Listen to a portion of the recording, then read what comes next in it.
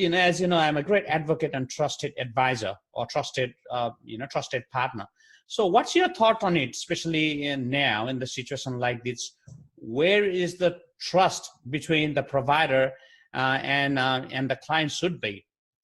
Yes, well, that's a really good question, Prabin, because our ability to get business and to get it at a good price requires us to have a different sort of conversation with our client.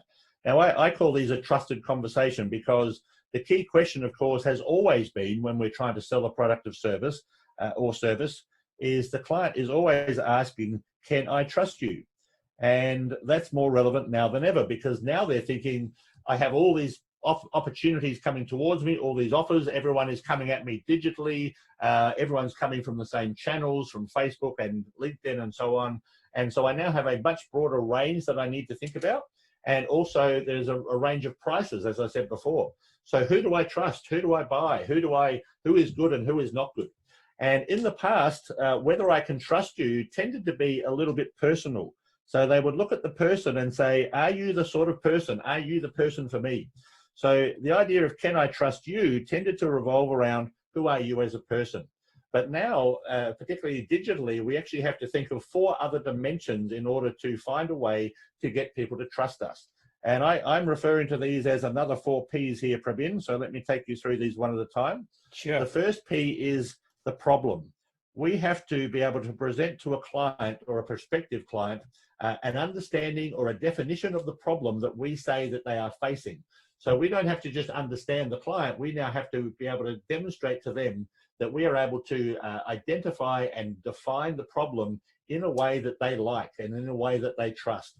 So the first element is, do I trust your definition of my problem? Maybe even, are you showing me a problem that I didn't even realize I had? Because of course, in the business world these days and the way things have gone, people don't even understand what they now need because it's all been thrown up in the air. There's a lot of uncertainty, a lot of confusion. So can you define a problem for me in a way that makes me go, actually, that makes a lot of sense to me? If you can do that, can you then define a proposal? Can you give me a proposal that I can trust? And we'll talk a little bit more about what that looks like in a minute. But the proposal has to be something that they go, right, if you define the problem as this, I can see a match with the proposal. So we've got to make sure we get all of these bits lined up. The third one is the process.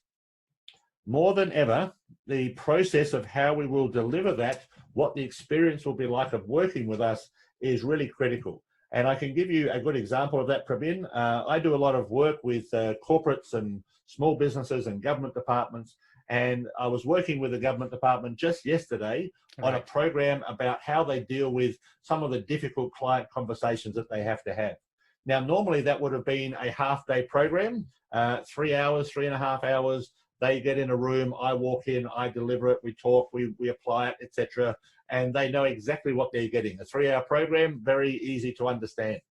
But because that wasn't the way it happened, because it now happened digitally, we actually spent a lot of time defining that process. So a 3-hour face-to-face program became 2 1-hour Zoom sessions and also 2 pre-recorded little videos, a bit like what we're doing now with me drawing on this digital whiteboard.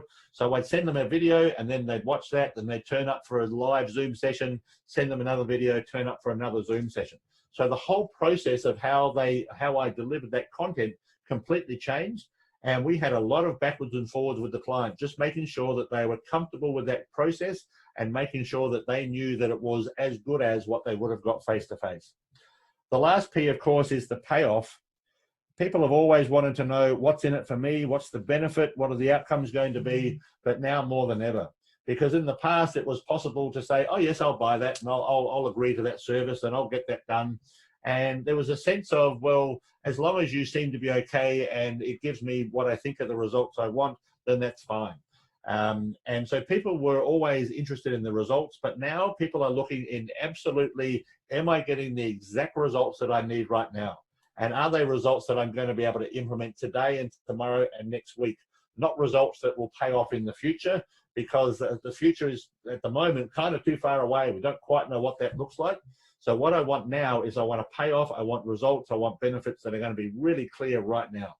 And so this question of whether I can trust you used to revolve around who you were, the person, the ability to sit down with you over a cup of coffee and have a chat. Now, digitally, it's that much harder to make that personal connection, and we have to make sure instead, or as well as that, that we get all four of these things right. That's great. That's, particularly when you say that people want now, and obviously they want an outcome now, even, the outcome almost should be yesterday. So they want an instant result. There's no doubt on it.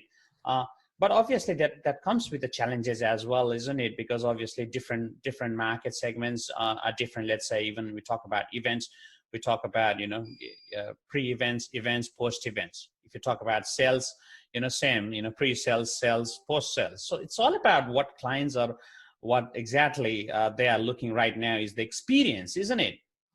Yep, absolutely. And that experience has to be right for them. And so our ability to deliver this when the time comes, that's a whole nother conversation, of course, but our ability to deliver digitally has also changed.